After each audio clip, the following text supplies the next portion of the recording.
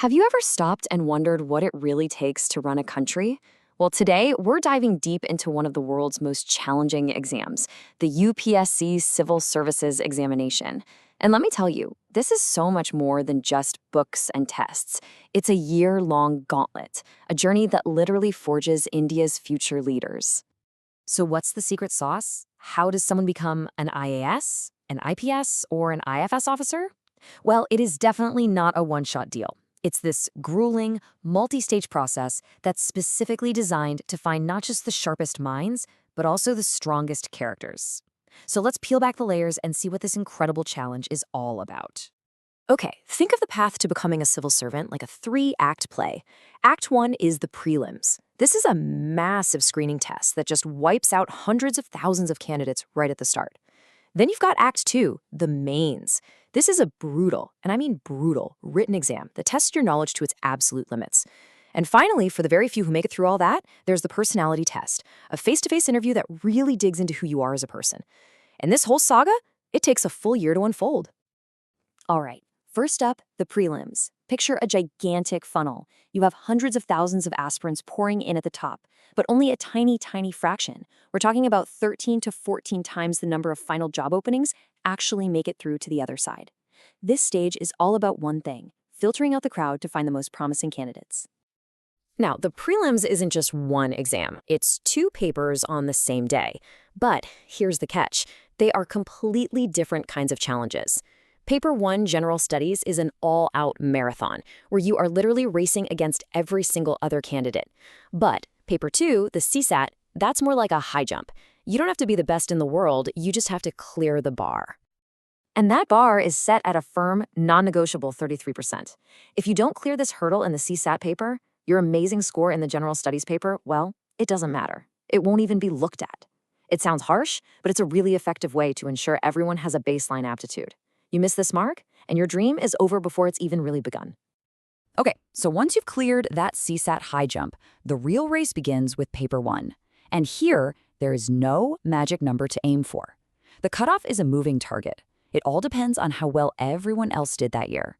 You can think of it like a leaderboard in a video game. Only the absolute top scorers get to advance to the next level. And just to make things more interesting, here's a curveball: negative marking. That's right, for every wrong answer, you don't just get a 0, you actually lose marks from your total score. This completely changes the game. It's not just a test of knowledge anymore. It becomes a high-stakes game of strategy. Sometimes, the smartest move is to just leave a question blank. If you survive the prelims filter, congratulations. You've earned your spot in the main event, the Mains Marathon. And this is where the real test of intellectual stamina begins. Forget about filling in bubbles on a sheet. We are talking about long, descriptive, essay-style answers that require deep analysis and a powerful command of the subject. 9. That's how many papers you have to write in the mains exam. It's spread out over 5 incredibly intense days, and it's a test of not just what you know, but your sheer endurance. It's a mental and physical ordeal, honestly, designed to separate the truly exceptional from the merely brilliant. Just like the prelims, the mains is a mix of qualifying and ranking papers. You have Paper A and Paper B, which are language tests you just have to pass to stay in the game. But it's the other 7 papers, those are the ones that really matter. They're the ones that will decide your final rank and, ultimately, your entire career. Think of these 2 language papers as a gate with 2 locks on it. You need a key for each one, a minimum score of 25%, to unlock the rest of the exam. If you fail to open even one of them, your journey stops right there. Your other 7 papers, all that hard work, won't even be graded. Now, the heart of the mains exam is the 4 general studies papers. The syllabus is just this incredible whirlwind tour of human knowledge, really. Everything from ancient history to cutting-edge technology, from constitutional law to environmental science. And then there's the ethics paper, which actually probes your moral compass. This isn't just a test of what you know, it's a test of how you think. On top of all that, candidates get to really show off their expertise with an optional subject. You get to pick from a huge list, anything from astrophysics to anthropology. But the standard is incredibly high. We're talking about a level of knowledge that would seriously impress a university professor. This is where your passion really gets to meet your intellect. So after the grueling written exams of the mains, the top contenders face one final hurdle: The personality test. Most people just call it the interview. And at this point, the numbers game gets really, really intense. There are only about 3 candidates left for every single available position. See, this isn't another exam. The interview board already knows you're smart. Your scores prove that. What they want to know now is if you're wise. They're looking for quick thinking, sound judgment, a strong moral compass. They're trying to answer one fundamental question. Can we trust you with the future of our country? After a year of, well, blood, sweat, and a whole lot of tears, it all comes down to this, the final ranking. So how do they separate the absolute best from the best?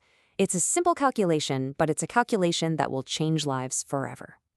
The math here is actually pretty straightforward. They take your score from those 7 ranking papers in the mains exam, which all add up to 1,750 marks, and they add it to your score from the personality test, which is worth 275 marks. That gives you a grand total out of 2025 marks. And this is probably the most important rule to remember about the entire UPSC process. Your final rank, the one that determines everything, is based only on your performance in the mains and the interview. The prelims, that was just your ticket to get into the show. It's not part of the final score at all. So, after this absolutely epic journey of mind and spirit, what's the one quality that shines brightest? What's the thing they're really looking for? It's something that you can't learn in a classroom or measure on a test. This Sanskrit phrase, Shilam Param Bhushanam, is the motto of the academy where India's top civil servants are trained. It's a constant, powerful reminder that in the end, it's not really about how much you know, but who you are. And that, more than any exam, is the true test of a public servant.